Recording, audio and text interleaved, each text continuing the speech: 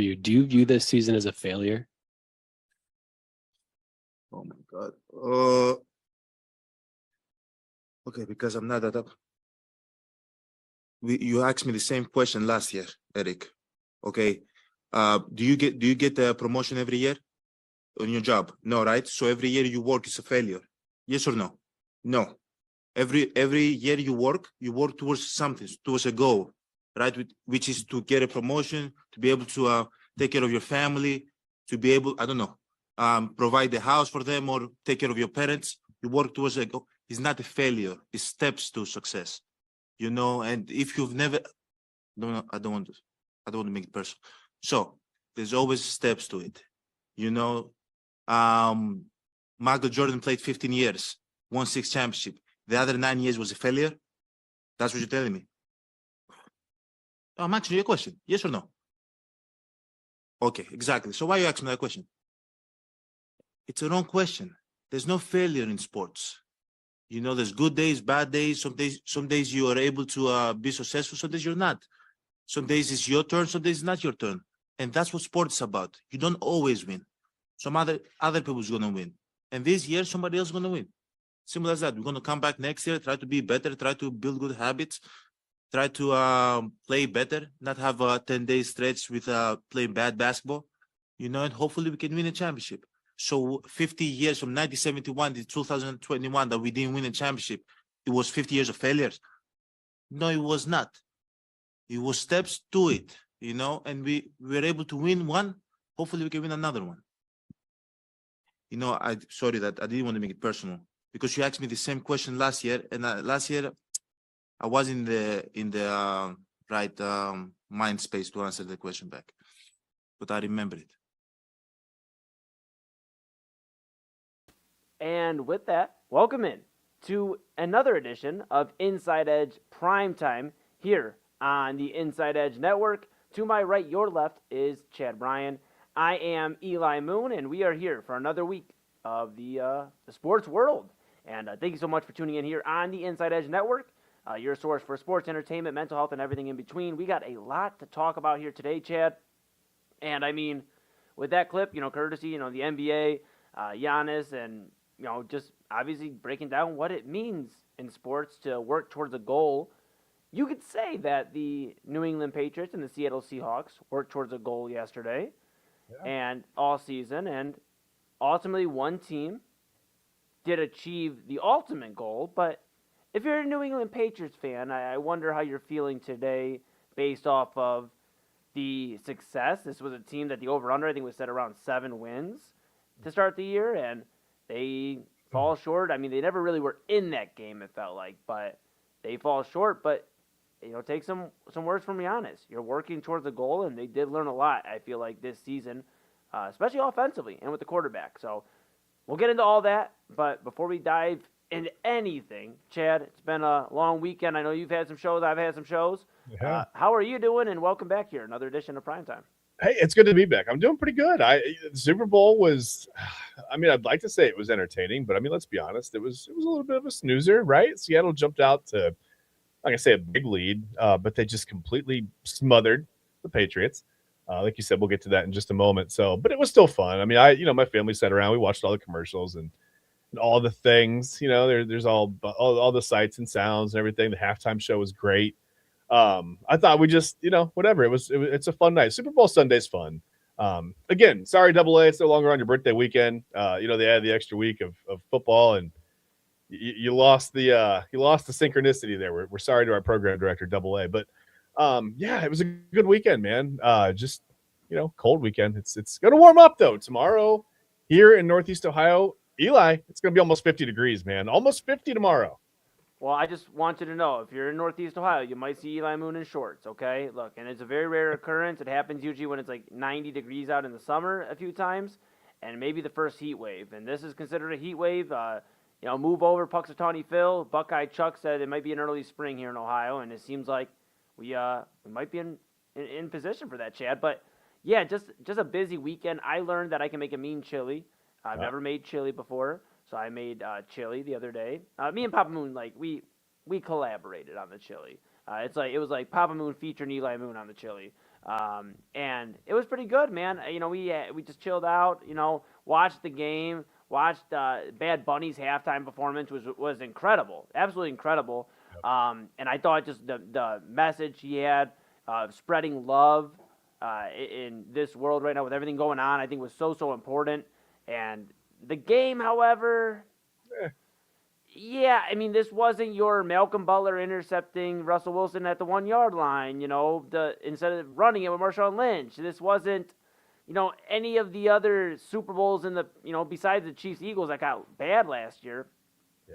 There's been some good Super Bowls, and unfortunately, you're going to have a dud probably every, 3 to 5 years, and hopefully this is just our dud. We had back-to-back, actually, counting Eagles and Chiefs. I mean, I already had a good time last year because it was seemingly maybe the end of the Chiefs' little run here, but right.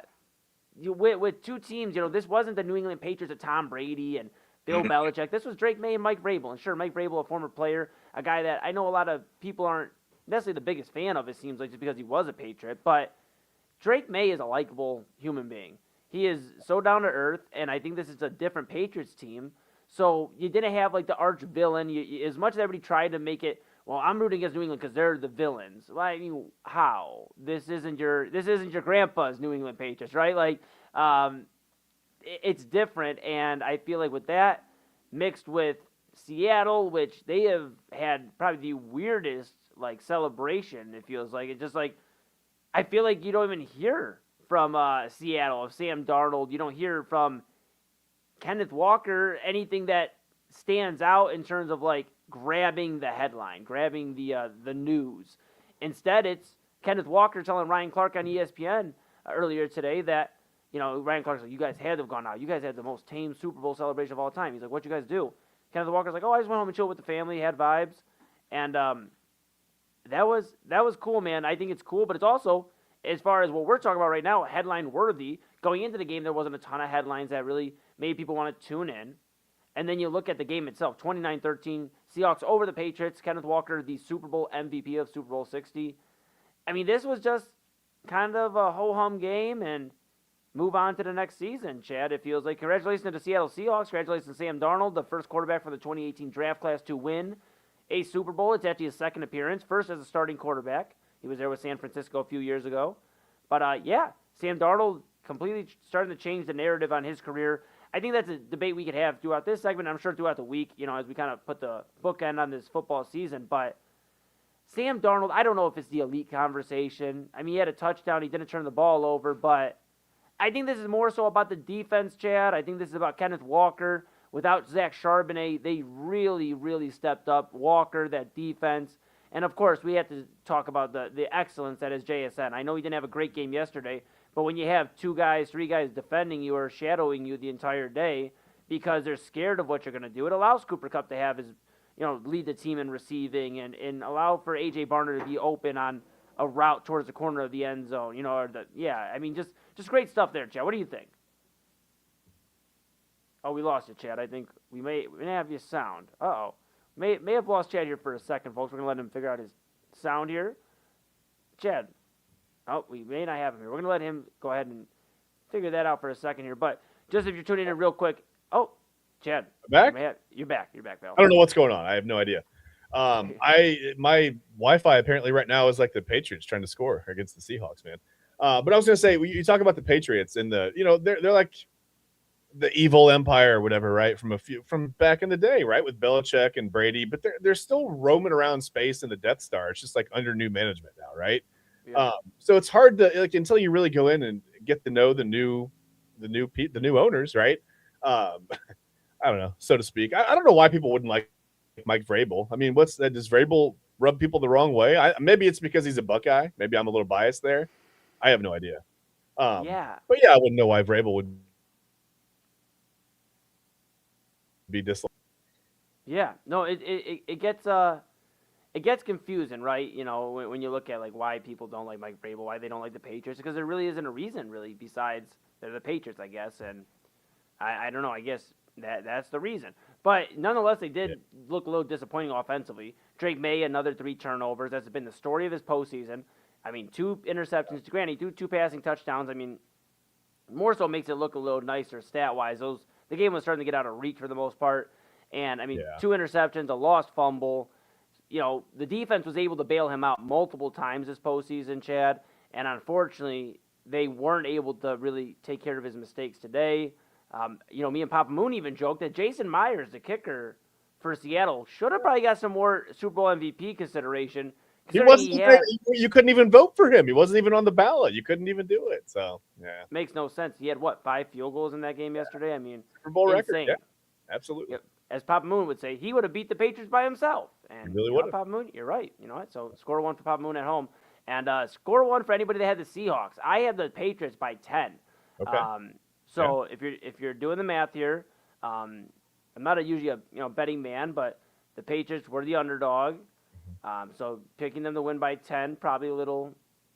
If you had that on a bet, it would have probably paid out real well. But yeah, that's where we're at. Yeah, maybe next year. Hey, we'll see. And we'll talk about maybe later this week.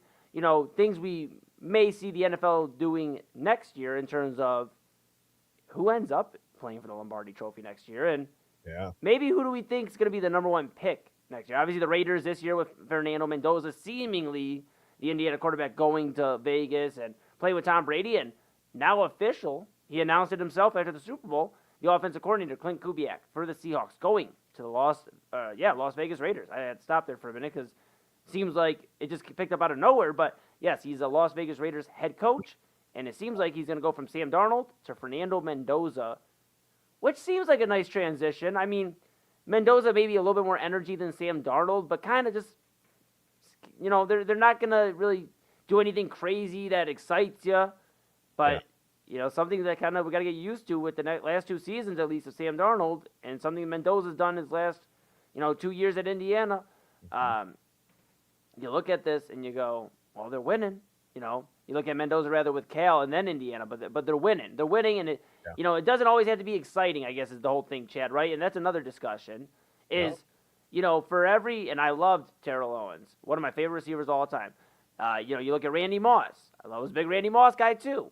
Yep. You look at like some of these guys that have big personalities and they don't always amount to Super Bowls. Now, am I saying they're the reason they don't win the Super Bowl? No, but sometimes you just need the guy who's going to put his hard hat on, go to work, and come back home, and that's what I think the Raiders are getting with Mendoza, and it seems like the Seahawks are going to have to see how long they want to ride the Sam Darnold experience. They already won a Super Bowl with them. Yeah. Do they ink him to a long-term extension this offseason? I don't know. I mean, with a guy like Darnold, you've seen 2 different iterations of him in the NFL, right? I don't know if it's fair to hold the Jets version of him against him. The supporting cast was just what it was, right? It wasn't necessarily Jackson Smith and Jigba, and it just wasn't, right? I don't want to start calling people out individually, but I don't know. I mean, maybe can you give him like a 3-year prove it kind of a deal? Is 3 years too many? I mean, I don't think he's going to want to be interested in coming back for a 1-year kind of a thing. I mean, you just won a Super Bowl with him, right? He's now won 14 games, 2 seasons in a row. That's pretty impressive. I don't know. I mean, with Darnold, I heard him talking before the Super Bowl. I don't know if you listened to some of the stuff on the radio before the Super Bowl. For some reason, I was listening to the radio, and there was an interview that he had done. He talked about how close the Seahawks were just in the locker room, and how they don't take each other, or they don't take themselves too seriously. They mess with each other, they'll some pranks, whatever. Just they have some laughs with each other, and I think that's more important than sometimes, buttoning up all the holes and making sure. I think sometimes it's just that it's the culture, right? Yes. I don't know if that's a Mike Macdonald thing. It seems like Macdonald's more of a kind of a disciplinary coach, but the thing that I found interesting about him is a lot of the players had talked about Macdonald. He's a stickler, for the details, right? He's going to be on you, you're going to concentrate, right? And we're going to get it right. But he's also willing to admit his mistakes to those guys. And I think that's big. I mean, to show that kind of like you've got to, it's a little bit of give and take, right? You can't go in there and yell at a bunch of grown men who are probably making more money than you for the most part. That message isn't going to be received. You can go in and be serious. You can be disciplinary, and you can be, some coaches are more fun. Some coaches are more, I don't know, think Mike McDaniel versus Mike Macdonald, right? It's a good example. Yeah. Some coaches they have fun in front of the media, and I think Mike Macdonald's he's just more down to business. But in being down to business, like I said, if you're willing to kind of like say, hey, look, I tried that thing. You guys are right. It didn't work. We're going to scrap that. He gets input from his players. Like, how do you feel? What do you feel is and then he kind of goes from there. And I think that's important. I just think if you're the Browns, like I don't mean to bring everything back to the Browns, but if you're the Browns and you're looking as ownership or front office or even the coaching staff, whatever, I'm sure Todd Monken, I'm sure he watched the Super Bowl. I'm sure, everybody around the NFL and just in general watched the Super Bowl. Mm-hmm. I think you watch what the Seahawks did.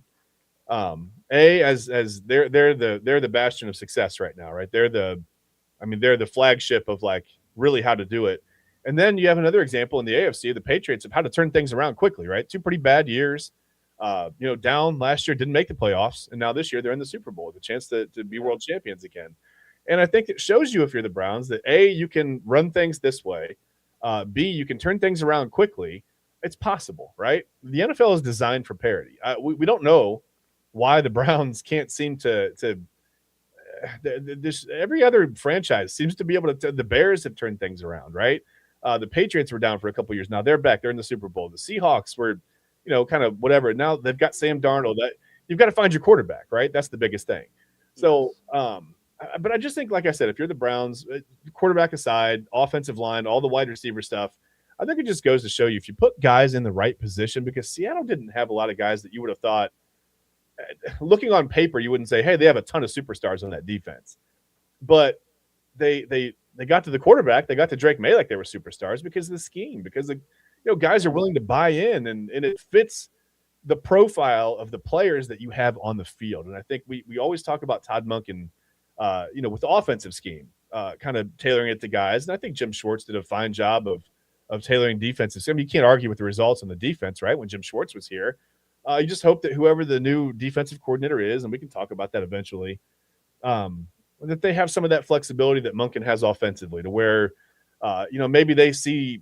And again, I don't know how you improve much on the defense. They've been very, very good. I know some people say, well, it's, they break in the biggest moments. I mean, you spend 40, 45 minutes on the field because your offense can't keep the football. Things are going to happen. You get tired, right? Like it's hard to play NFL football. It's hard to run around with these receivers for 40 minutes out there. I mean, these guys are exhausted, right? Yeah. It's really about getting the offense up to just being average at this point. If you have an average offense with that defense, I think you've got a playoff team. And once you get in, you've got a chance to do some things, right? Yes. So I think it just shows you the blueprint. It shows you that, like, the Seahawks, how they do things defensively, how they do things just in general, right? And then the Patriots, how they turned it around. I mean, it's got to make you feel a little bit excited. But then at the end of the day, we are still the Cleveland Browns, and they don't tend to get those things right. But maybe with a new coaching staff, they do. Yeah, and we'll keep an eye on that. You mentioned the Seahawks. I think a big pickup for them was DeMarcus Lawrence. He actually talked to Dez Bryant in the offseason about how he believed the Seahawks with Sam Darnold were going to go win the Super Bowl, or at least get there, dang it. And, Dez Bryant's like, come on, man, I think you're tripping, bro. They were teammates, in the past. And DeMarcus Lawrence told him no, and he's like, we're going to get there. He's like, hey, how about this? If you guys get there, I'll buy you a Rolex. And so he told DeMarcus Lawrence he owed him a Rolex. I wonder what he gets for winning the Super Bowl with the same team that he believes in. But, yeah, I mean, just adding that defense, the strength there. I mean, just guys that are just getting to the football, attack the ball. They teach that, like, growing up, like, all throughout football, me playing football, and I'm not saying I'm an NFL athlete by any stretch, but they teach you, attack the football. Their strength in numbers, getting there. And you saw Seattle, it wasn't just 1 or 2 guys making lone tackles. They were 4 or 5, Seattle Seahawks tackling the ball carrier. And that was big, having that veteran presence. Nick Emenwari, I mean, they have a great guy there in the secondary. They are really in a good position, Seattle, where, if Sam Darnold just continues to do what he did this year, which is just not turn the ball over a lot, and ultimately, when you got to win a few games, go win a few games. But, hey, Kenneth Walker is going to take care of you. Zach Charbonnet coming back from injury next year, he's going to help, make that two-headed monster back to what it was in the backfield. And JSN is only getting better. I think it's time we have an even stronger conversation after this season about where he ranks in the top 5 wide receivers. And I think I want to have a conversation this week with Kenneth Walker and the running backs. And it may be something we debut later this week. But it's like, where does Kenneth Walker rank in the discussion of the top running backs. Is he top 5? Is he top 10? Is he top 7? Is he, where does he fall? Because, I mean, the postseason belonged to Kenneth Walker. And, Sure did. People that watch him at Michigan State, I know I'm a Spartans guy. I rock with the Spartans still. They, obviously, anybody's going to tell you they remember the 4 touchdown game against Michigan, where he just went off, just absolutely had a barrage of scoring, and the Spartans beat Michigan, and they upset them. And I think that is where a lot of people saw the legend of Kenneth Walker start. He's been nothing but solid since he's been in Seattle, but the injuries have been the big thing for him. But this may have been his coming out party. We talked about how old he is, and, for running backs being old, I get it, but you still look at guys like Derrick Henry that have a lot of wear and tear on their body that are still doing pretty well. Yeah. I know, I think if Nick Chubb doesn't suffer a catastrophic leg injury, I think we're not having as much of a discussion about that, or about his slowdown. I think we're having a discussion about Nick Chubb being right there with Derrick Henry running well. So I think, you look at Kenneth Walker. He's 25, Chad.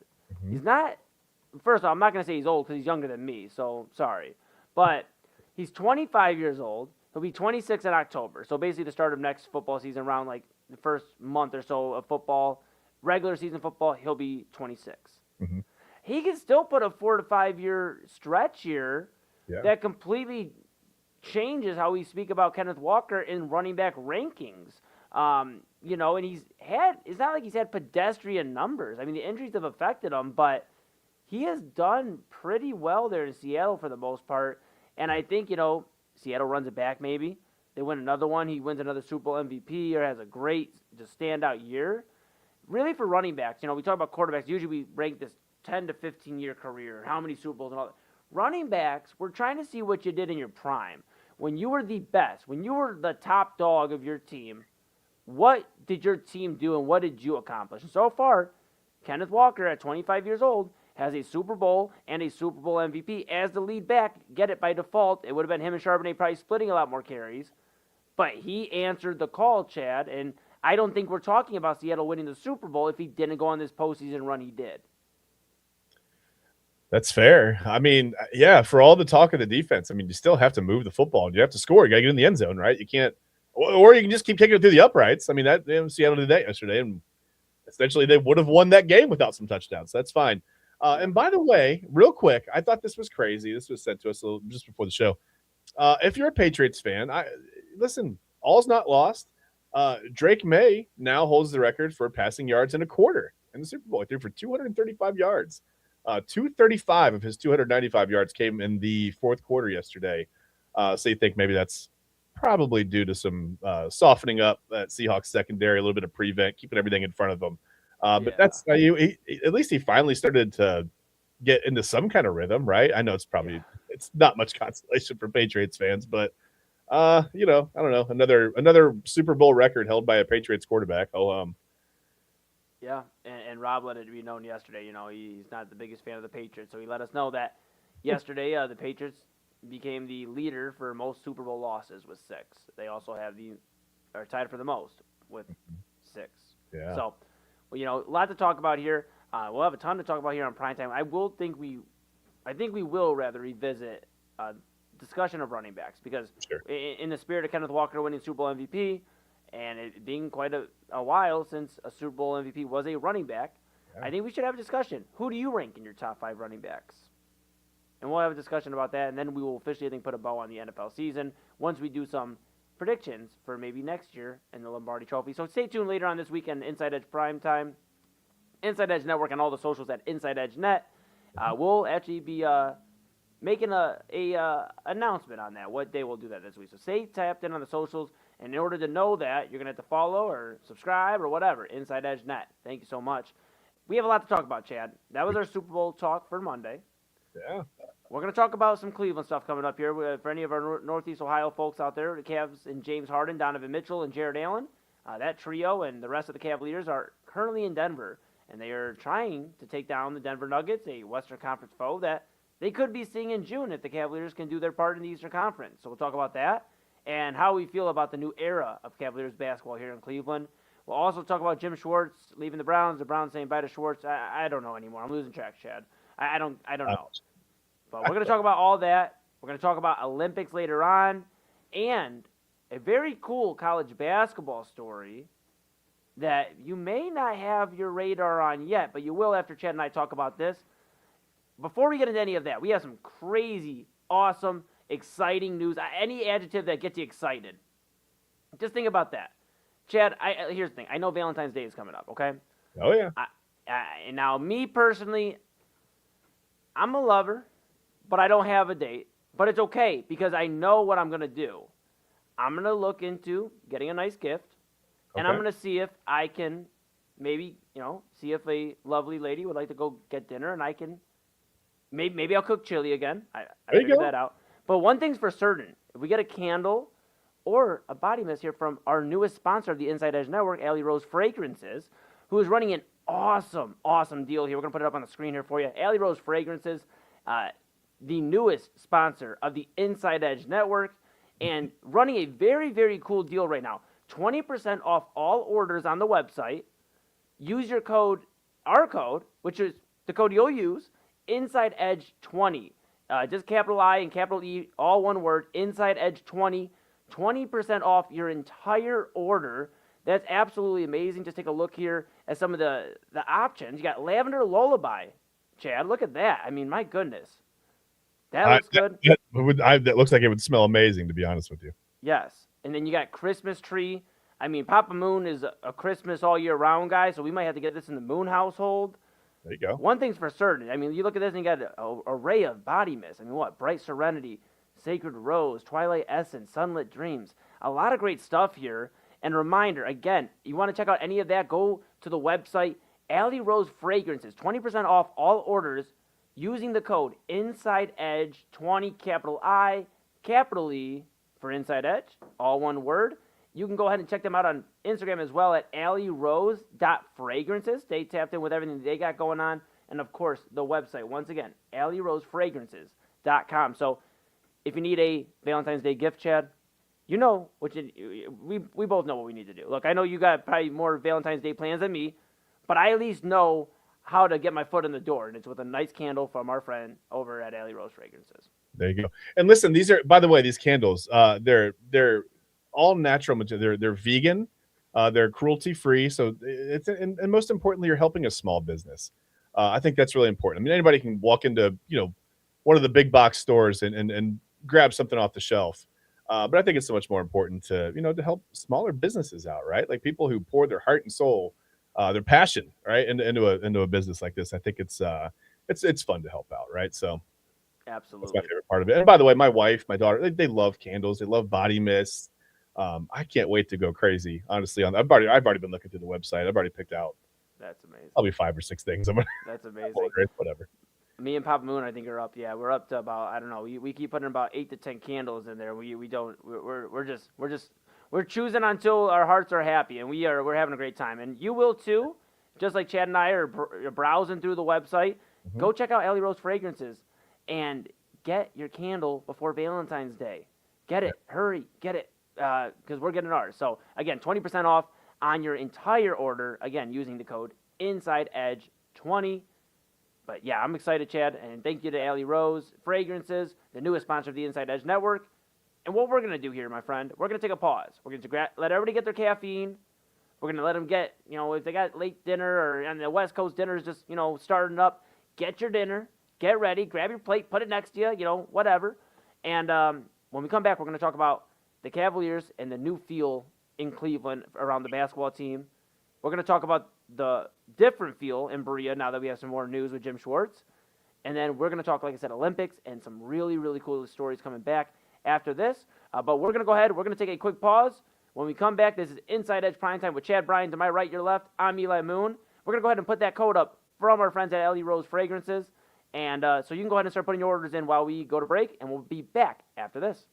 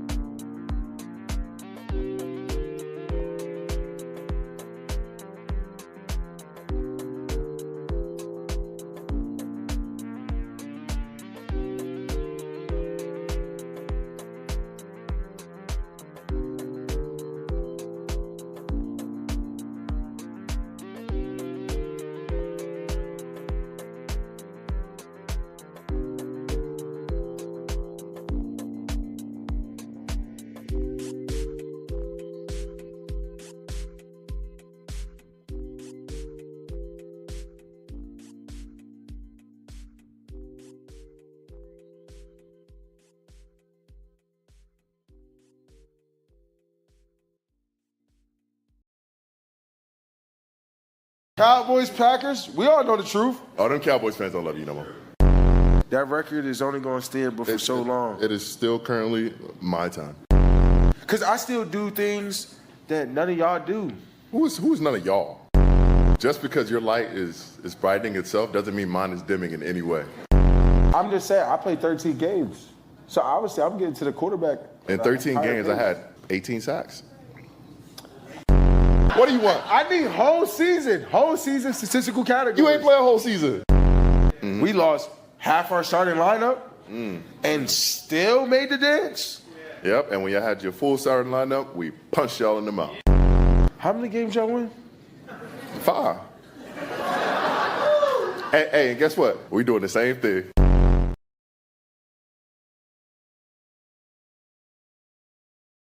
And welcome back to Inside Edge Primetime here on the Inside Edge Network. That is Chad Bryan to my right, your left. I am Eli Moon. Chad, I knew I was missing something during that first break, that first segment rather, and it was my hat, my Eli Moon hat. How could I ever forget? You know. So, got the hat. Yeah, I feel all right. We got the hat. We have the cart ready to go. I hope everybody during the break was able to go ahead and get their orders in. If not, we will go ahead and put it back up when we take our next pause. AlleyRoseFragrances.com, 20% off your order. Inside Edge 20 is the code. We're going to talk about some Cleveland stuff, Chad, because it wouldn't be a primetime edition without us getting into our Cleveland folks, and our Cleveland teams for just a moment. And I think we'll start with the Cavaliers. We'll start with something positive. The Cleveland Cavaliers are in a completely new era, and I feel okay saying that, with James Harden being here and getting rid of Darius Garland, a Cavalier that had a pretty good tenure here and top 3 and all-time in threes and, near the top rankings in a lot of categories here, scoring-wise, offensively for the Cavaliers. Then you look at Dennis Schroder and Keon Ellis getting here for DeAndre Hunter. They get off the contract for Lonzo Ball. Completely different-looking team for the most part in terms of key additions. So it is a new era. And my question to you is, how are you feeling? We saw the Cavs come back and beat Sacramento 132-126 the other night. James Harden, 23 points. A lot of it coming in the fourth quarter.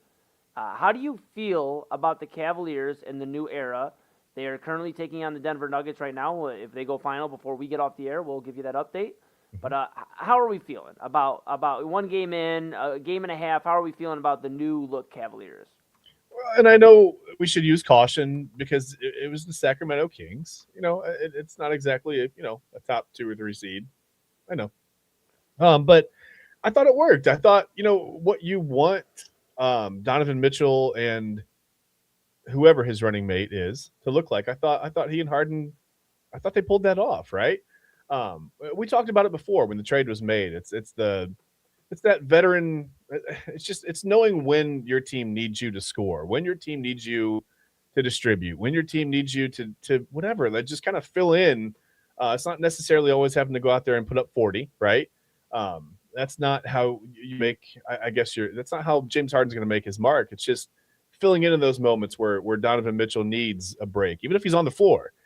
He may just need a little bit of a physical break from literally carrying the load. I mean, we've been asking him to do. Well, I haven't asked him to do anything. He probably wouldn't listen to me, and I don't blame him if he didn't. That's okay. But the Cavs have been asking him to do so much, especially this season, and just through the struggles that were the first couple months of the season. Really, we kept hoping it was okay. Well, next week, this will happen. Eventually they'll get Max Strus back. This will, DG comes back, whatever. Then the toe was just whatever. They never really got it going. And again, it's the Kings, and I'm not necessarily sure they're ready to take on a team like Denver in the finals or OKC, or maybe to get to the Eastern Conference Finals. I don't think is out of the question for this team anymore. You look at them and they're kind of starting to peak. I won't say peak at the right time because it is still early February, but at least there is a peak. I mean, there's and maybe this isn't the peak. Maybe this is just the next step. Maybe they'll plateau a little bit and then take another step up for the playoffs. That's what you hope. But yeah, new look roster, new feel, bigger back. I almost said backfield. Still thinking about the Super Bowl. Still thinking about Kenneth Walker. But yeah, bigger backcourt now. A little more sizable. You get some favorable matchups there. Again, it's the Kings, but game 1 went just about as well as you could have expected it to. I thought James Harden was pretty efficient. Donovan Mitchell did Donovan Mitchell things, and it looked pretty cohesive for him just kind of coming in and, hey, here's a jersey. All right, thanks. I'm on the team now. Whatever. You know what I mean? Like, I thought it looked pretty. Whatever. We're happy, right? I was happy with it. How do you feel about it? Yeah, I mean, I feel pretty good because for the first time, like you said, we didn't have to worry about Donovan Mitchell saving the Cavaliers in the fourth quarter. James Harden introduced himself very nicely to the Cavaliers, and so did Travis Scott. I don't know if you saw that after the game, but he also said hello. We traded for him as well. I was like, he's on the team, I guess. He doesn't have a uniform yet, but he's here. Look, ask the WWE, Chad. I'm going to not get too much into it. I'll leave that to our Side Hustle Wrestling podcast here on the Inside Edge Network with Double A Anthony Alford and Kyle Cornell. But I'll leave it to those guys because Travis Scott was supposed to be part of the John Cena retirement tour, did about two big moments of it. The heel turn at Elimination Goodness, these guys are going to be so frustrated with me. But when he turned heel and then at WrestleMania. But and then he just didn't show up after that. Decided he just didn't want to do it. So I'd be careful with counting on him for any minutes. That's all I'm saying. But yes, very excited that he was excited, that we're excited that James Harden's a Cavalier. I was excited that he was excited that we're excited. Yeah, something works. like that. We'll figure it out by the end of the show. Maybe. But Cavs obviously showing that they can get other guys involved that can help this team on offense. And James Harden is a prolific scorer. Take away all the talk about what he has done or what he hasn't done in the playoffs. Take away all the jokes. I get it. 4 or 5 teams in the last? I think it's 5 teams in the last 6 years for James Harden. I mean, it's an absurd amount. Take all that away. James Harden can score. What do the Cavs need? Somebody that can get a bucket in crunch time. They've tried to rely on Evan Mobley. He's still coming along, and I believe in Evan Mobley. I think there's so many people that are so quick to give up on Evan Mobley. Well, he's not exactly where we need him to be on the offense side of the ball. Well, he only has a Defensive Player of the Year, and he's not even 27 years old yet. So, I think that's pretty dang good, and I think this takes a lot of pressure off of Evan Mobley and Jared Allen. James Harden even talked about that in his post-game presser the other night, Saturday against Sacramento, where, my goal is to, when Ev gets back and, for Jared Allen to take the pressure off these bigs and get them some looks, better looks. And he's going to do that because not only being a prolific scorer, but he's a very underrated passer, James Harden. We talked about that here on the Inside Edge Network. But, you look tonight, Cavaliers, just for a quick update, down 105-96, 7:28 left in the fourth quarter. And James Harden, who started the quarter not looking great stat-wise, is starting to heat up. So we might see some deja vu out of James Harden, this time in Denver, just a different location. But right now, Donovan Mitchell leading the way, 28 points, 8 assists, and 10 of 21 shooting. Harden with 19, Jared Allen the follow with 15, and Tyson with 13. But the Nuggets right now being led by Julian Strawther with 20 points. Jokic doing his thing, 18 points, 12 rebounds, 10 assists, 2 steals, a block. It's unbelievable. So, I mean, we'll see. We'll see how that finishes. It seems like we will have a finale on that before we get off the air here. So we'll keep you updated there. But I feel good about the Cavs. I mean, we'll keep an eye on it. Obviously, we'll be here. Primetime is going nowhere. In fact, we're just getting started, and the network's just getting started. For those that have tuned in for the first half a year of the existence of the Inside Edge Network, thank you so much. We truly cannot do without you. And tell a friend, tell a family member, tell everybody that this is the place to be for everything you need. We'll talk about Cavs, obviously. Maybe, we want him to be excited about us, too. Tell Travis Scott. Yes, tell Travis Scott. Absolutely. Tell Travis Scott to tell his friends. And it's like, we'll talk about the Cavs. Obviously, we'll have a lot of stuff to break down as we go throughout the weeks. But I think just my initial reaction on this right now is I feel good. Regardless if they lose to Denver tonight, I feel good. Considering James Harden hasn't even had time to get back to Cleveland yet. He's been on the road since he's been a Cavalier. So we'll keep an eye on it, see if the Cavs can get it done. For sure. So with that being said, we're going to pivot to Browns, okay? The Cleveland Browns, they just love staying in the news. And this time, I don't think it's their fault anymore. Hear me out, Chad. All right. Browns defensive coordinator Jim Schwartz resigns from the team. He announced earlier, over the weekend, right? It was over the weekend, late last week, that he announced that he was resigning from the team. Yep. And did the Browns handle this poorly? Yes. Did they maybe offer Jim Schwartz a job? Not offer, that's the wrong word, but maybe just make it sound like they were going to offer him the job. Maybe. I wasn't in Berea, but it sure sounds like it based off the reports. Yeah. Yes, the Browns have not handled this correctly. Mm-hmm. But can Jim Schwartz grow up and honor the contract he signed? We talk on Main Event all the time, and Rob Ruzicki my bro. Obviously, the guy here that will always go to bat for honoring the contract. And Rob, I love you. And we talked about it on Main Event. Where is Jim Schwartz when it comes to honoring contracts? And now, in fairness, Rob did say, yeah, you have a point, but would you really want Jim Schwartz honoring the contract based off the vibe here? Chad, there's a lot to unpack. I guess my initial thoughts are grow up eventually. Respectfully, Jim Schwartz, it's what are your options? And I guess we found out it was either you're the defensive coordinator of the Cleveland Browns this year because you're under contract, or you're resigning from the team and you're going to go chill somewhere. But if you're another NFL team, how are you supposed to be well, this is the guy that's going to lead our franchise, or the defensive coordinator just lead the defense when something doesn't go his way and he throws a fit? I mean, I can understand immediate upset. Hey, you were in the top 3 consideration. I can understand being upset for a few days. I can understand being upset for a week. Jim Schwartz, we are going on now closer to a month. Yeah. And you are still the topic of discussion. We are just a few months away from the NFL draft, where the Cleveland Browns have 2 first-round draft picks to help change alter the course of this franchise. We'll see. They also are in a position where they have to get a defensive coordinator now. And it just seems like this is the offseason that Jim Schwartz, the haunting of Jim Schwartz maybe is the offseason theme, because it just seems like he did the Browns a disservice. Because what's the worst that happens? You come back in coach in Cleveland. You swallow your pride. We've all been there before. It's not the most fun thing in the world, but you swallow your pride and you coach another great defensive unit. Yeah. And then you're one of the top candidates next year. So. Yeah.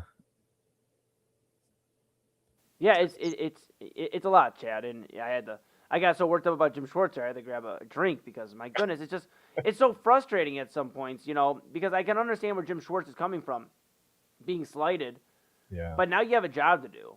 You have a job to do, and for somebody that is almost 60 years old, you would expect this out of maybe the passing game coordinator that got slighted, not the guy that's already had a run as a head coach and didn't do the greatest. Yeah, this isn't a defensive coordinator move, right? This is a wide receiver move. We always talk about wide receivers being prima donnas and, whatever. There's some evidence there to support that. Certainly not every wide receiver. That's not the case. But yeah, this was unexpected for me anyway, from Jim Schwartz. And I don't know, like you said, we don't know what the Browns alluded to. We don't know what the Browns, straight up said to Jim Schwartz. Right. It certainly sounds like there was some kind of a break in communication, or at least a miscommunication. I don't know. I mean, I just don't. There's 2 schools of thought here. It's you make him. You can't make him, right? But you try to talk to him about honoring the contract. Obviously, he has no intention of doing that. He's informed the Browns. He sent a letter, whatever. Official resignation. Guys can resign. That's okay. But to resign over this feels a little.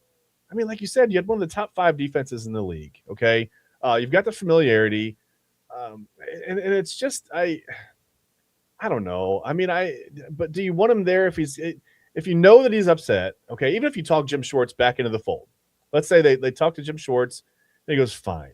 Like you said, going forward, future employers, you're gonna I would imagine every franchise would probably do a little bit more due diligence now when they're talking to him, when that interview goes down, for him to either be a defensive coordinator or a head coach. I don't know if he's going to get that opportunity again.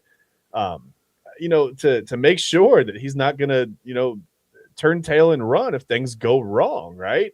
Yeah. And who knows what that means anyway. I get it. The Browns probably could be a frustrating situation as an employee, as a coach, as you see the same mistakes made over and over again. But at the same time, I think that he did. I think he hurt his future employability by handling it this way. You can be upset and still go do a good job. I mean, I think almost all of us watching, you, Eli, myself, I bet 95% of us have been involved in a situation where we were at work and we thought we were going to get a promotion or a raise that we didn't get, right? Yeah. And it's disappointing, and you may want to leave, but you have to bide your time, right? I don't know. Maybe you handed in your resignation that day because you had another job in the tank. Clearly, Schwartz didn't have that. So he's made the decision he's going to take a year off. At that point, I don't know, do you lose your edge a little bit? I mean, does that competitive spirit go away? I mean, you get away from the game and you're like, you know what? It's kind of nice being at home on November 4th, and I can just kind of hang out. I got Thanksgiving coming up. Like, I'll say this. I don't know. I'll say this. If you're Jim Schwartz, you just better hope that the defensive coordinator that comes in for the Cleveland Browns doesn't do the same thing, if not do a better job with this defense, because now he not only sat home a year, but now what is your selling point? Because It the was same never defense, him. yeah, the defense was never you, or as much as credit as you try to become like you're the guy who created the defensive side of the football, is how some people in Cleveland talk about him. I'm not saying that it was never him. I'm saying that's the perception. Perception is reality. If you walk away from this team in a huff, someone comes in and does a really nice job and keeps things level or even ramps it up, like you said, Eli, that's trouble for him. That's even more trouble for him in the future, you know? Yeah. It's going to be an interesting thing to keep an eye on where I guess Jim Schwartz goes next year, and because it won't be this year. Yeah. I mean, well, I guess we'll see. Maybe it will be if an opening opens up. We'll see. Keep an eye on that. Keep an eye on the Browns. Draft 2 months away. Got a lot to cover there. We'll have updates on that. Obviously we'll be doing, I imagine, something very fun with the Inside Edge Network, getting the whole crew together. I think that'll be fun. Yeah. And then a reminder here as well, while we're doing our Cleveland-centric topics here, and Inside Edge Primetime, that the Inside Edge Guardians preview show is on February 18th at 10 p.m. Eastern Time. You'll see Chad and I and Rob Rizicki and Autumn from Jersey Chasers covering the Cleveland Guardians and their 2026 season. And they embark, again, trying to win the World Series, first one since 1948. So we'll see if they can get it done. But we'll cover it all, and we'll be here with you from the beginning all the way to the end. And then, guess what? The next year after that and after that. But Be right back. we're going to talk about all that. We are going to take a quick pause here. We're going to go get our refreshments. If you ate dinner, go ahead and clean your plate off when we go to break, and, make sure everything's ready to go so you just have a smooth operation when you go to sleep after the show. And on the West Coast, I mean, I don't know, man. It sounds like you're ready to party. I mean, the Super Bowl just ended yesterday if you're out in California. I mean, there's good vibes out there if you're a Seahawks fan. So just keep rocking out. Whatever you're doing, just stay tuned in here. That is Chad Bryan to my right. Your left. All right, your left. I'm Eli Moon. This is the Inside Edge Network. This is Inside Edge Primetime. And what we're going to do is we're going to go ahead and we'll take a pause. We're going to go ahead and put up the graphic again for AlleyRoseFragrances.com, the newest sponsor of Inside Edge Network. 20% off your entire purchase. Great candles there. We'll go ahead and display them during the break. Body mist. So if you need a Valentine's Day gift, go ahead and get on the website now. 20% off your entire order just by using the code InsideEdge20. That's so you use your friends, from the Inside Edge Network. Like we tell you guys, your family. You're here with us, your family. So go ahead and take care of your loved ones by getting a candle, getting a body mist, and looking at AlleyRoseFragrances.com by way of the Inside Edge Network and the discount code. So we're going to go ahead and put that up. When we come back, Chad and I, we're going to go ahead and talk about the Olympics and a very, very cool story right here in Ohio. Not necessarily right here in Cleveland or wherever you're at, Chad, but here in Ohio. We're going to take a pause. Inside Edge Network, right back after this. Chad and I will close out this Monday edition of Inside Edge Primetime.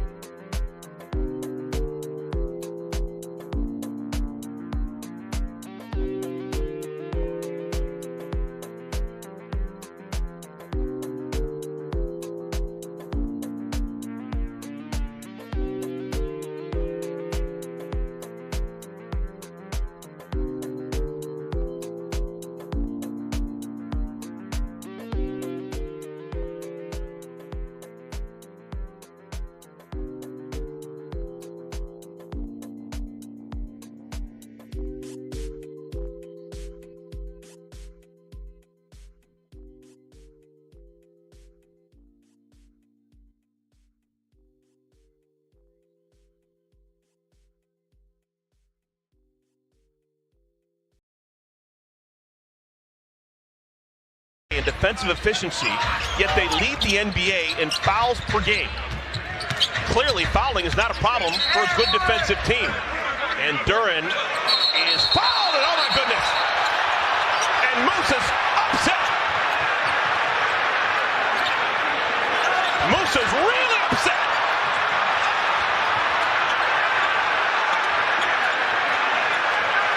I have never seen Musa Diabate like this.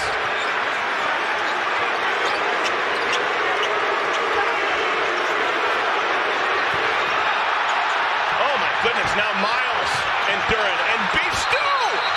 This is out of control. Oh wow.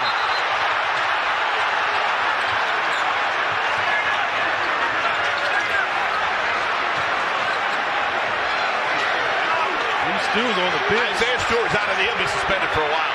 He was on the bench and he came out just to draw a fight.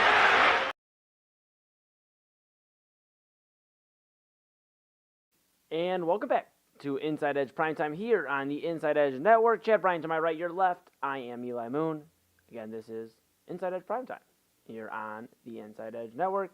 Thank you so much for everybody tuning in throughout last week, the weeks before, and really the last 6 months. Really appreciate your support thus far. We are now heading into our second half of a full year and just getting started. So we really appreciate the support. Couldn't do without all of you out there tuning in. Thank you, thank you, thank you. With that being said, Chad, we have one final segment here on this Monday edition, and I think we'd be doing a disservice to our audience if we didn't discuss the Olympics. Yeah. Well, wait, what did we just look at there? What was that video we just saw? What happened there? What was that? Oh, my goodness. You know what? Sometimes I'm a man of peace, so I try to move towards. I get it. Away from the violence. But yes, courtesy of Bleacher Report, that fight. Pistons and Hornets. Who said the NBA regular season doesn't matter? I guess. Listen, something happened there. Yeah, I mean, 4 ejections, what we're seeing. You heard. I mean, just a brawl out. And usually NBA fights don't get like that. So the fact that it got like that, we'll keep an eye on that. Obviously, on primetime here throughout the week to see what the results of those ejections are, and there will be some suspensions. I think, like I said, sure will. Yeah. How could I forget that, Chad? Oh my goodness. I mean, I was sitting there watching the fight, like, oh my goodness, this is crazy. And then we came back and I'm like, all right, so here's the Olympics. Like we just didn't watch a groundbreaking. Speaking of Lindsey Vonn, like, what did I just say? Yes, but we'll keep an eye on that NBA story. Obviously, in the NBA fight happening. I mean, but not much to break down besides it was a fight. People were throwing hands. But my question to you about the Olympics, I'm not asking for your full breakdown of, curling yet. We're not there. But not yet, right? But we will need it by the end of the Olympics. We'll Absolutely. need your full understanding of curling. Okay, perfect. I'm getting the hamstrings ready, man. I love it. Well, let me ask you this. Just like I guess like my question to you is, like what are the vibes of the Olympics right now, or what are your vibes on the Olympics vibe? Like, what do you feel about the Olympics so far? Because it feels like the Olympics, I said this yesterday at Main Event. My mom, shout out Mama Moon, she texted me yesterday. She goes, what you doing? Me and my mom talk throughout the day. I check in, and I advise anybody that still has their mom and dad in their lives to text mom and dad every day. I live with Papa Moon right now, so I'm blessed that we get to do this on the Inside Edge Network, and I get to talk to them every day. My mom lives about 30 minutes away. So we text or call and whatnot, and she texted me yesterday, hey, what are you up to? I'm making some bomb-ass chili. Excuse me. Yeah. That was some good chili, man. And told my mom I was making some good chili. And she said, okay, awesome. I said, what are you up to? She goes, watching ice skating. And I knew it was the Olympics, and it just made me smile because, my mom's not a sports person. She made dinner for the household yesterday, over at her house, and I said, well, what, are you going to watch some of the game? She goes, I'm gonna watch my shows. And my mom was a big scary movie person and stuff like that. She's never been sports, but for her to watch ice skating, she said, I love it. This is my favorite event out of all of them. It's just like the ice skating stuff, like them being on skates. I think that's so cool, and ice skating in particular. And I think that was so cool. But it reminded me that why don't we talk about? I know there's I know I'm a little younger, just a few years, but I think there's a difference between, your generation, my, parents' generation, people before, that are a little bit older than me, and then 28-year-olds and that 20 to 30-year range, right? Where the Olympics don't seem to have that same aura about them. Or maybe the generations just aren't caring as much. I mean, there's probably a multitude of reasons why. It just seems like, fighting in terms of sports, fighting like for your honor of your country doesn't seem to be the most popular thing for a lot of people, and I can understand why. Can definitely understand why. But it just seems like the Olympics don't have that same aura anymore, Chad. I mean, what are your vibes on the Olympics? It's weird. I was actually thinking about this. I didn't know you were going to ask me, but it does. It seems like the Olympics come and go, and for me, it's really exciting. Listen. I'm 46 years old. I can remember, as a kid watching, the Summer Olympics, and you kind of you get to know people's stories. And I think the difference is, I'm looking back to like maybe 1992, right? You had the Dream Team in basketball, Summer Olympics. The women's gymnastics team was heavily favored going in or whatever for maybe one of the first times. That maybe, I'm not sure. Again, I was younger back then. But we didn't have the internet, right? The internet was being born. It was just coming out. It wasn't what it is now. There certainly wasn't social media, right? So I think sometimes, and the internet can sometimes be a bad. It's like the world has been shrunken so much that the Olympics aren't exclusive anymore. We have access to all of these, participants, all the athletes, all the whatever you want to say, the players, whatever. If it's a team sport, we have access to them year round, right? We can follow them. We learn about them, right? We follow them on Instagram. We follow them on Twitter. We follow them on whatever. We see their posts. We see what they're up to, and it just doesn't feel as exclusive, right? The internet, like I said, it's kind of shrunk in the world, so it's not like, okay, well, this is our only chance to get a look at, China's gymnastics team. We've heard so much about it, or a figure skater from wherever, or Finland's hockey team, or whatever it is for that year. We just go to YouTube, right? We want to see somebody skate or somebody flip around or whatever. Somebody play some hockey. We can go to YouTube and we can watch that. It's there. It's at our fingertips all the time. So I feel like it just doesn't feel as exclusive. It's almost like when baseball didn't have interleague play, right? And you were fascinated to see, like, well, how will the National League teams match up with the American League? Like, this is crazy, right? Like, whoever gets through to the World Series, they're going to play each other for the first time all year, and we're not going to know anything. Like, they have no prior history, right? Right. It sort of feels like that's the interleague play kind of shrunk baseball. Well, and the internet and social media kind of shrunk the world for us. So maybe the Olympics don't feel as exclusive to some people. That's an interesting take, because for me, it felt like we just don't have enough information on who we should be rooting for. Okay. I feel like, and we talked about it on Main Event yesterday about, okay, with, NBC's done a good job of highlighting these stories, for the last month or so. But where are these stories for the last 3 to 4 years? Like, why aren't we, you have so much time. You don't have to hit us with it all at once, but why aren't we hearing about, Lindsey Vonn and her wanting to go do her last Olympics until, it starts catching buzz, 4 or 5 months ago, really, after that? Well, maybe to answer your question, I think it's because things change so quickly. We don't know that 3 years ago, maybe Lindsey Vonn, something happened, she doesn't qualify for the Olympics. So now, the time, the resources were spent, I guess, keeping us up to date on her Olympic dream, and then it gets dashed, 2 years before Italy, and we go, well, that's okay. Yeah, but in the day of, I don't know, in the day of Netflix, though, and now the Inside Edge Network, you don't tell me we could get a Lindsey Vonn documentary on here about her last rush towards the Olympics. I mean, and prayers out and thoughts out, blessings, whatever you do, to Lindsey Vonn breaking her leg in her last Olympics, it appears. Skiing on a torn ACL. It appears it was the same leg, so you just hope she's okay at 41 years old. This is probably her last Olympics. Just tough. That was tough too. But yeah, just pivoting on all this, I just think there's not enough coverage beforehand. Like, okay, maybe not 3 years, 4 years worth, but okay, who's going to be competing in the games the month or two before. Why aren't we getting like full video packages? Why isn't this hitting social media hard? Like, hey, you need to see this 2-minute package of why this random figure skaters, I shouldn't say random. It's just random because we don't know who they are because of the lack of coverage. Okay. But maybe if we know more about them, then maybe my generation would be more invested. Because everybody loves a good story. Papa Moon talks about it. Real Talk with Papa Moon, Saturdays here at 5 on the network.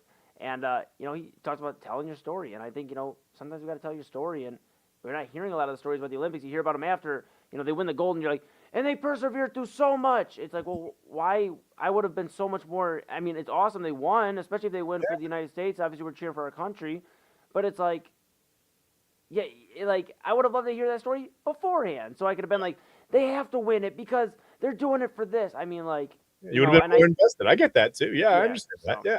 So it's interesting. It's interesting. We'll keep an eye. Olympics are far from done. I love the difference, real quick, Eli. I love the difference between generations. Like, you like you said, you're younger generation. You're like, hey, give me more information. And I'm old. I'm like, this is too much information. You know what I mean? Like, I love the difference. Yeah, 100%. And you know what? Double A is such a busy guy. Our program director, Double A Anthony Alford, want to give him a shout out because he has been really working hard behind the scenes and on air, doing a great job. But I just want to give him a shout out. But we do want to let him know, if he's listening right now, that, hey, we can't be slacking on our Winter Olympics updates. We held down the fort today, but we want to hear from you again, Double A. We miss seeing you for about a minute or two on our primetime editions. Okay. And speaking of Double A, we're gonna get him. We're gonna get him on skis, right? He's gonna go down we've got the exact copy of the downhill. So we're gonna see our own producer, Double A Anthony Alford, at 70 miles an hour. No, we're not gonna do that. I'm just kidding. Yeah, we might be looking for a new program director at that point because Double A might be in. You couldn't. There's not enough money in the world. You couldn't get me to go 70 miles an hour on skis. Not a chance. Nope. Can't get me to go 70 miles per hour on a scooter. Probably. I don't even drive that fast. You know what I mean? I'm on the freeway up to 65. That's. Yeah, I feel it, bro. I feel it. Well, that's our Olympic coverage for just right now. Like I said, game's still heating up. We're gonna start covering as like the medals start really like piling in and all that fun jazz. We'll keep you up to date here on the Inside Edge Network. Oh, Chad, we have one more story I want to cover before we get into our final thoughts and wrap this Monday edition up. And it comes out of the University of Miami. But not that Miami, the University of Miami, Ohio. And they're Red Hawks, and they are red hot. They're undefeated this season. This comes after losing in the MAC championship game to Akron the year before, 76-74 last March. And obviously, anybody that knows, I covered the MAC tournament a few years. It is almost about 8 years ago now. But I covered back-to-back MAC tournaments, and it was very cool because these guys were playing like this was March Madness because it really is. Like, there's not a lot of MAC teams that get into the tournament. In fact, if you don't win the conference, you're probably not getting in. So for Miami, this is so important to get off not only to this hot start, but to win the MAC tournament that they weren't able to win. They were so close last year, and it seems like they took that to heart, and they are just rolling, Chad. I mean, they are absolutely just running through teams. They sit at the top of the MAC conference, 11-0 in conference, 24-0 overall. They've won 13 at home, 10 on the road, so, I mean, a nice little mix there. But, yeah, I mean, the next closest is Akron at 10-1 in conference play, 19-5 overall, and they boast an undefeated record at home at 12-0. But it seems like this is Miami of Ohio's conference to run away with the MAC tournament, the MAC conference. And are we about to have a discussion about the University of Miami, Ohio Redhawks being a Cinderella this March? I mean, maybe. Listen, they're like you said, they're 24-0. They're ranked 23rd in the country right now, in the top 25. So they've just kind of broken into the top 25, even though undefeated. Maybe people look at the MAC as not quite the same competition level as some of the other bigger conferences, and that's okay. I understand that. But what I like about them is if you look, I'm looking at their stats right now. They're so balanced in scoring. They don't have one guy that stands out where it's like, okay, if you stop, so and so at 28 points a game, what do they have left? Their leading scorers, they've got 6 guys averaging double digits, and they've got another guy averaging 9.7, 14.8 points per game, 14.2 points per game, 13.9, 11.8. They just it's just like they just find the open guy, right? Like I said, there's not one guy that's shouldering the bulk of the load. They just seem to play really well together as a team. It seems like a team like that is tough to stop. I'm trying to look at class affiliation to see if they're a little bit older. I mean, listen, I'm going to be honest with you. I didn't know anything about Miami of Ohio men's basketball before this season. That's like they're 10-0. Okay, they're 13-0, they're 14. Now they're 24-0. And I'm starting to learn, and they're really not even that old. I mean, some of their main contributors are sophomores. This is a good basketball team, man. Yeah. They can make some noise in the tournament. Why not? And you look at it, it sucks that Akron's they're still having a good year. I mean, they're still putting together a winning season right now. Mm-hmm. But it sucks to think that Akron has been so good the last few years, and has won the MAC tournament, quite a few times over the last 5 years. But you would think if Akron was having the year Akron was having for the most part, just a few less losses. They're 19-5, so a few less losses. And with this Miami team, this may have been the first year we talk about 2 MAC teams getting into the tournament. Yeah, but maybe not with 19-5. That's a little tough to sell.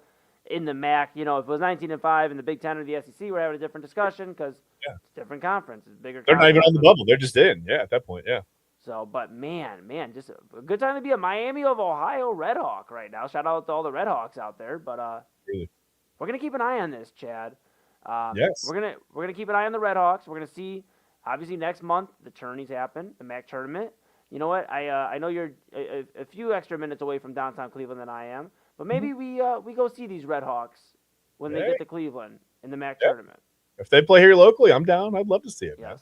Man. MAC tournament typically downtown at Rocket Arena, should be there again, I believe, this year.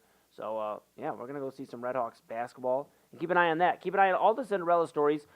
Chad and I probably at one point during March Madness, we'll probably do like a marathon day, just maybe one of the first days of the tourney, and just have fun tuned in here with all you. We'll see if we can get the Inside Edge crew and everybody to team up throughout the day. But we'll keep an eye on Miami of Ohio and the Redhawks. So, with that being said, Chad, we have made it dang near to the end of this Monday edition of Primetime. Hey. We are starting the week off strong. I would like to ask you now at this time if you have any final thoughts here on this Monday edition.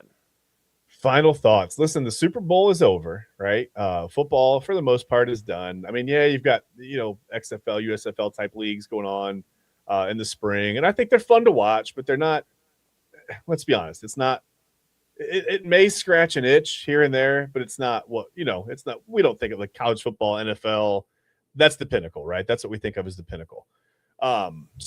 It's just bear with the regular season in the NBA and college basketball. We're right around the corner. Pitchers and catchers are going to be reporting. We're going to be talking about spring training. Eventually, I mean, if you're in Northeast Ohio and you're stuck in things freezing temps, the weather is going to warm up. It's going to be almost 50 tomorrow. We could hit 50 tomorrow. They're calling for a 49-degree high. Things are starting to bloom, right? Like I said, it'll be spring. We'll be talking baseball season, March Madness. We've got all kinds of the NBA playoffs will be starting in a few months. We've got some stuff going on. The Cavs have a whole new look. I mean, maybe if that doesn't excite you, I don't know. I mean, I get it. It would have been fun to get Giannis in here, but you got James Harden now. You've got Schroder. You've got all the new look Cavaliers, right? We can get excited about that. Just try to hang in there. This is a tough time for me, sports wise, because I've told you before, I love college football, I love NFL football, and I love Major League Baseball. Right now, I'm kind of in that weird in between where you can look forward to baseball, but you've got a work stoppage coming. I mean, the collective bargaining agreement ends December 1st, so let's just try to enjoy sports. Let's not fight, right? Let's move together. Let's work together. We can do this. We don't have to fight about everything. Hang in there and wait. We've got some good stuff coming up. Not only, in sports in general, but right here on the Inside Edge Network as well. Yes, absolutely we do. And with that being said, make sure you tune into Inside Edge Primetime tomorrow. Chad and I will be discussing a plethora of stuff. The Olympics are going to be going on, so we'll wait for I think we got confirmation, and I don't usually disclose on air, but I think we're going to have a Winter Olympics update by our program director, AA, tomorrow. So stay tuned for that. Stay tuned for a bunch of more information coming out, news stories. We'll break it all down here on Primetime, Chad and I. And I just want to remind everybody, like I've been saying, just keep taking care of yourself, take care of your loved ones, take care of everybody around you. Like Chad said, the world's been tough recently with a lot of stuff going on. It's hard to even open up social media nowadays just because it's tough. Yeah. The world's not the world I remember growing up in, and it's sad. But we are the change. We are the voice. Everybody out there listening, we can change the narrative and change the way things are looked at, 20, 30 years from now. So just remember, Inside Edge Network, we are your fam. We're rocking with you. We are your source for sports, entertainment, mental health, and everything in between. We truly, truly appreciate you. Couldn't do it without you. Do want to give you my final thought, which is the Cavaliers pull off another comeback victory in Denver this time. 119-117 the final. Donovan Mitchell with 32 points, 10 assists, leading the way. James Harden finishes with 22 points, 10 rebounds, 7 assists, and 3 blocks. Jared Allen provides 22 points and 13 rebounds, and Jalen Tyson with another 16 points for the Cavaliers. My goodness, they avoid a loss, a triple-double from Jokic. Nikola Jokic can't get it done at home. The Cavaliers winners, 119-117. We told you we'd have a final score. They had one before we got out of here. We have one. Cavaliers now 2-0 in the James Harden, Dennis Schroder, and Keon Ellis era. Got to mention all the guys. And James Harden heated up again in the fourth quarter. Well, maybe that's a trend we can start getting used to here in Cleveland. Heating up with Harden in the fourth quarter. I love it. I love it. I love it. And again, reminder, Chad mentioned Inside Edge Network. Obviously, we have a lot of stuff coming up. You mentioned baseball. Chad's a big baseball guy. And I'm excited because so is our guy, Rob Rizicki. I love baseball because Papa Moon raised me on baseball. And Autumn, obviously, from Jersey Chasers. Well, heck, they wear jerseys in baseball. And Autumn gives a great breakdown with all the sports her and Christy. So I think we're all going to be able to team up and do pretty good. With that being said, reminder, that is February 18th, our Inside Edge Guardian preview show at 10 p.m. It'll be a fun one. It's going to be a great one. Going to be a great time. Chad, it is awesome being back on the air with you. You guys absolutely kicked ass over the weekend. I enjoyed seeing you guys talk Sunday sports show, the illegal formation. Just really excited to be back on the air with you this week. A lot of great stuff to cover. And, I'm just excited, man. Yeah. Really, thanks to our guest from Illegal Formation from Saturday, Beaver Eastern head football coach Scott Tomlinson. If you haven't seen that episode, it's a great story. He's hired as the football coach before they even had a football program. They built it from the ground up. A lot of fundraising, community effort. It's everything you want in a story, really. It's just like I said, I've been wanting to get him on the show for a long time because anyone who selflessly gives that much for an entire community for the kids, really. It's for the high school kids, so they can have a football program. They're a friend of the network in my book. So if you haven't seen that, go check out Illegal Formation from last Saturday. Again, Beaver Eastern head coach Scott Tomlinson. Just appreciate him coming on and telling his story. It's an amazing guy, an amazing story. It was a lot of fun. Absolutely. I loved it. I know everybody out there that watched it loved it. If you didn't see it yet, definitely go tune in. Great interview. Great vibes with the coach, Coach Tomlinson. Very great vibes. And if you're listening out there and you're a coach here in Ohio or anywhere, and you want to share your story, coach, athlete, whatever, you want to share your story, Chad and I, we have some open slots here on Primetime that we can definitely have a guest or two join us for a segment, or heck, even the whole show. So reach out. You see our handles at Real Chad Bryan and at the Man They Call Moon. That is where you can go ahead and reach us. And the Man They Call Moon is on Instagram. That's where I handle my business. Look, we're working on it. But again, thank you so much to all you out there. We cannot do it without you. This is the Inside Edge Network. This is Inside Edge Primetime. We're back again tomorrow, 10 p.m. Eastern Time. So set your alarms. And how about this? Just subscribe or follow the Inside Edge Network on Inside Edge Net on all the socials, and you'll know when we go live, and saves you one step right there. Saves you a step for tomorrow. I gotcha. Chad Bryan to my right, your left. I'm Eli Moon. This is the Inside Edge Network. This is Inside Edge Primetime on the Inside Edge Network. And we'll see you tomorrow. Until then, stay safe. We love you. And, that's all we got. See you tomorrow.